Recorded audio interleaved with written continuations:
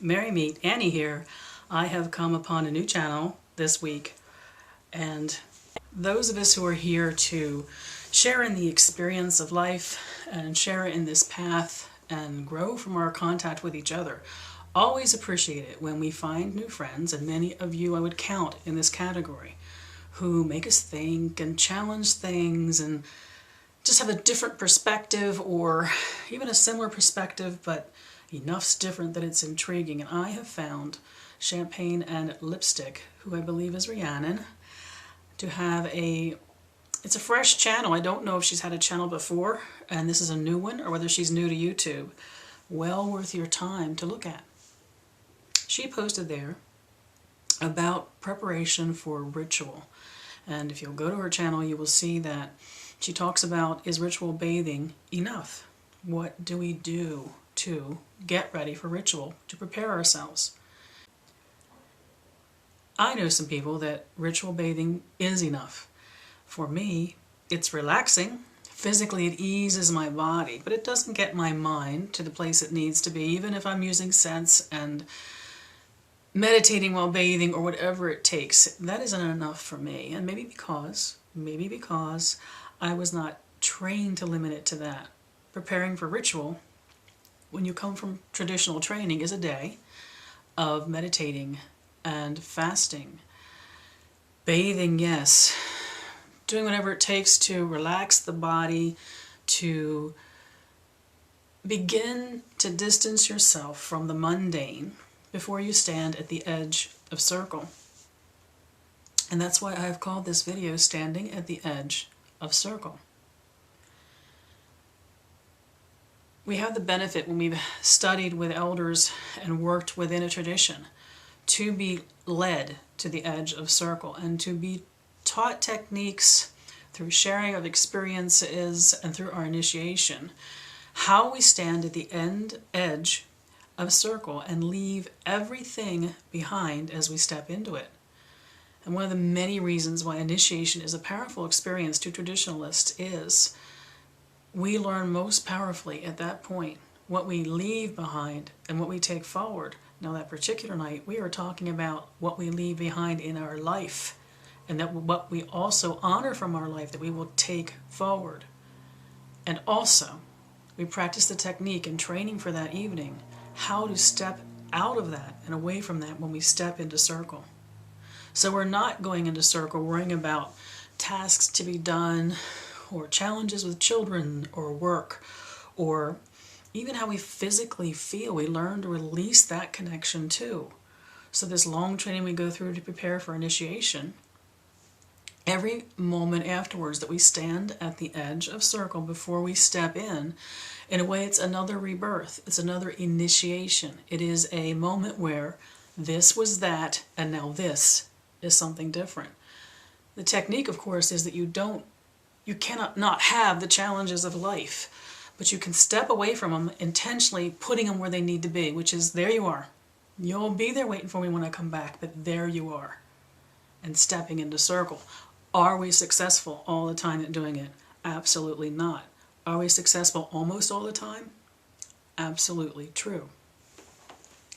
Because celebrating in community and the blending of energy and the raising of energy and the working of our magics together require that we be of one mind in our circle, that our energies blend, and that no one's energy is the needy energy or the overbearing energy or the frantic energy, or no one has lack of energy, being the stone in the middle of the flow. So yes, ritual bathing can be enough.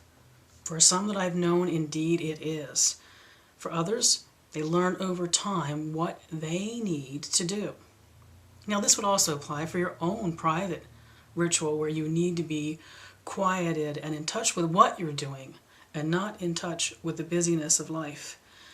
There's no one technique. We all learn over time what works for us. I used to take long walks during the day that I was preparing for ritual.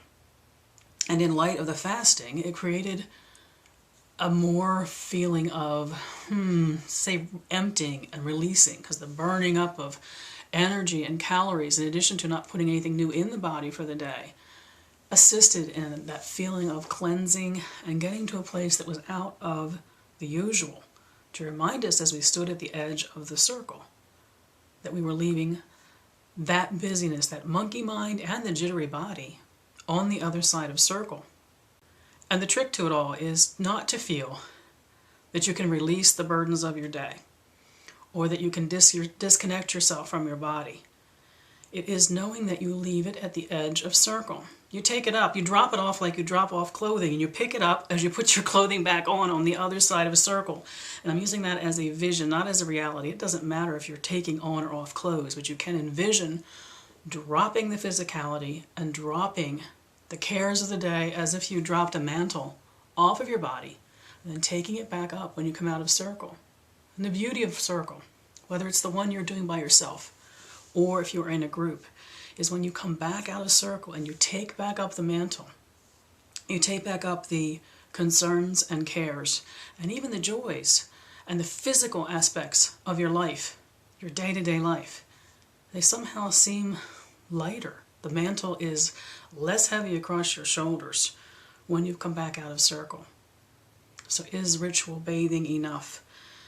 For most people, actually, it is not. But I have known some people that they get to a place in the bathing that they just can release connection to their body and to the busyness of their mind.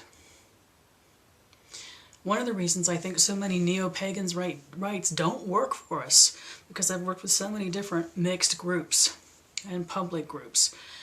Everyone brings everything in their life into circle with them. I don't think they do it intentionally. They don't mean to burden circle, and they certainly don't mean to lessen the experience for themselves. But when I think about the things I read, because most of the people we meet online, they've gotten their education from books and from other people online, I don't know that I've seen this kind of discussion very often. Or if it is discussed, perhaps the import of it. When you step between the worlds, it is not just you cast your circle around you and you're someplace else. There's a lot you do to own that and to be responsible for it. There's no one way any of us do it. And the other thing is, traditional circles, right before the circle starts, there is a joint shared meditation. And each coven will have one that they do all the time that works the best for them. It may be a tree of a light. It may be the pillar of light, which is what my circles always use, where the group, before stepping into circle, reminds themselves they are of one mind and one energy. That this is why they have come together, to co-create, to be equal, to release ego, to release self, and to be as one in the circle. And I don't know that I've seen in neo-pagan rites too many times. I'm thinking of public rites where people come in from all different kinds of directions, even snacking, drinking, yelling and screaming and having a good time, or depressed, or having a problem wrangling their children, and they just walk into circle and expect to be really, truly present and to have their energy blend well with the others who they are in circle with. And they wonder, I'm sure, why it doesn't always happen.